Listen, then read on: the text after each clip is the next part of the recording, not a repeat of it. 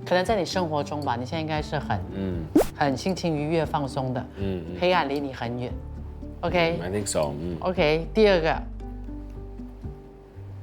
我看到一个就一个女生跟一个男生，对，看到一个女生跟一个男生，就是对夫妇。好像又是个骷髅头。但是你先看到夫妇，好，就是选 B。你是一个积极乐观的人，安全感可以自给自足，经常能发现生活中的小确幸，即使遇到问题，你也有向阳的体质，自我安慰，慢慢走出来，还不错是吧？ Yeah。还有这个就是你想象一下，在人流量最高的午餐时间，你在迫于无奈的情况下，必须在这4张椅子当中，不希望跟他同桌，不希望坐哪一桌？不希望跟他同桌。好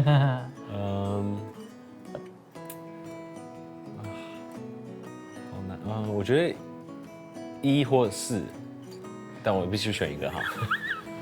1或4的话。这就像你选歌一样，你可以4，我想1或者是你最不希望的哈。哦，不希望 ，sorry， 最不希望是2，最不希望跟他们同桌。OK， 2，你的压力指数是99%。是吗？现在的你应该处于压力的快要爆炸，或许已经爆炸的状态，经常处于。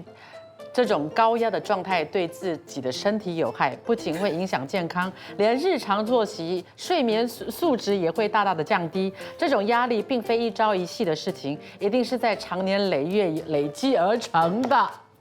这个还好啦。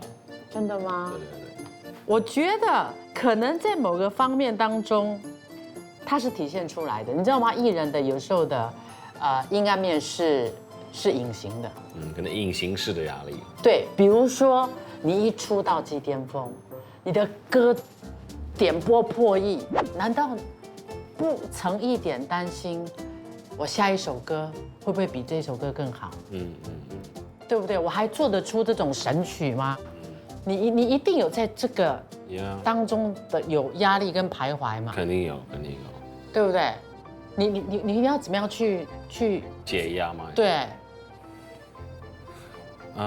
我最近蛮喜欢高尔夫球的，打得高高远远。对，就是我觉得很舒压。运动让你舒压。运动、健身。心情都跟谁诉说？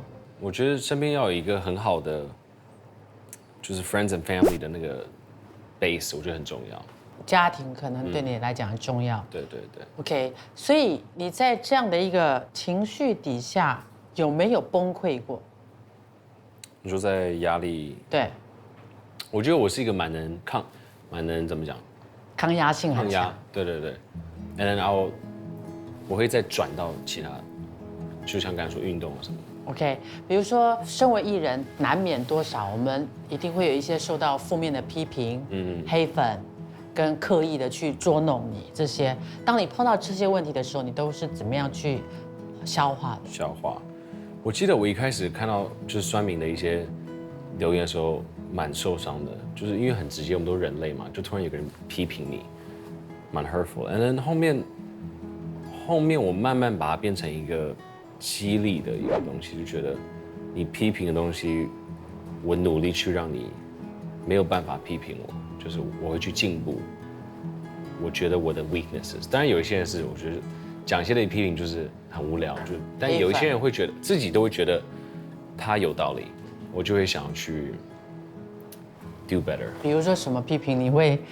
比如说像一开始就有人说，可能一开始出道的时候唱歌的时候没有很稳，然后自己回去听的时候，就是其实可以再更好，对，会有这种认知。所以你除了自我改进以外，当然在成为一个艺人受到这样的批评，运动跟自我排解，还有什么可以让自己更加的让这个网络暴力不要去影响一个创作才子？我觉得是 mindset 吧，我觉得很多我去把它结论东西，我觉得更乐观的去看待网络上的一些批评。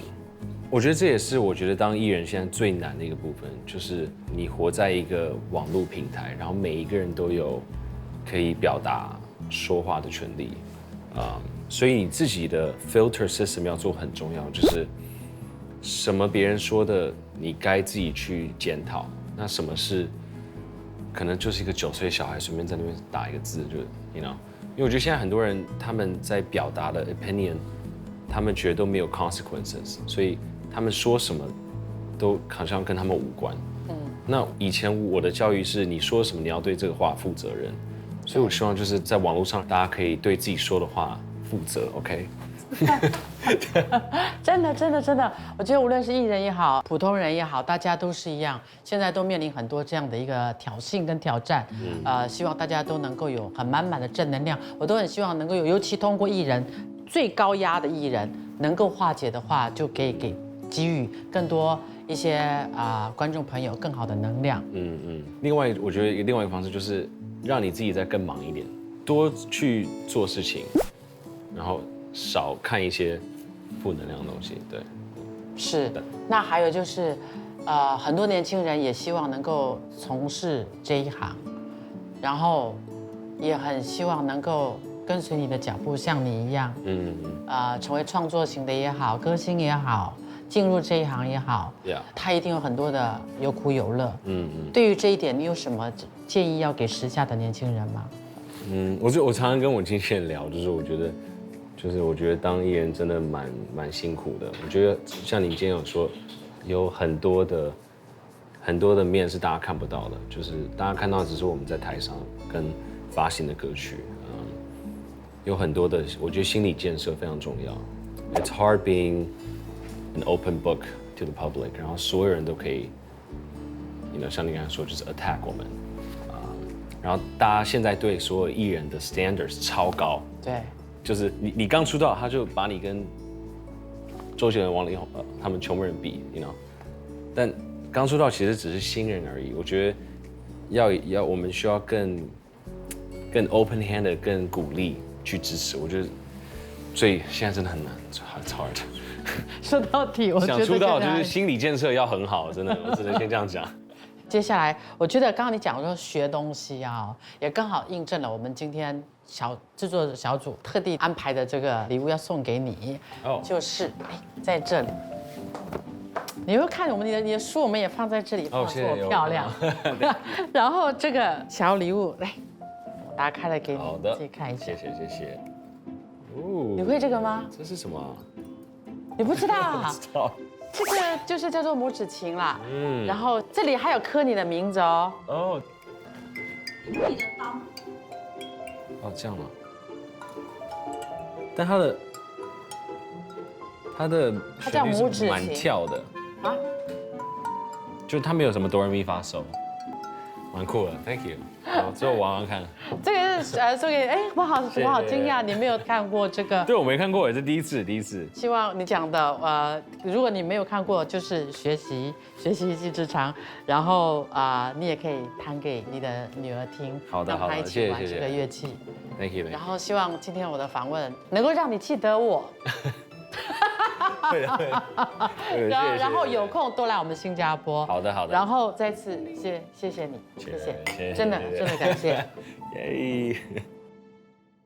哭戏我还蛮可以哭的，听着我歌曲就觉得好 sad。OK， 各位演员，以后别做朋友，永不失联的爱情，我们就哭。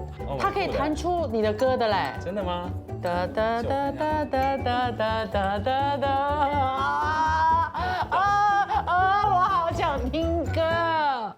你也可以上 Millicent 免费随心选听，全听你说。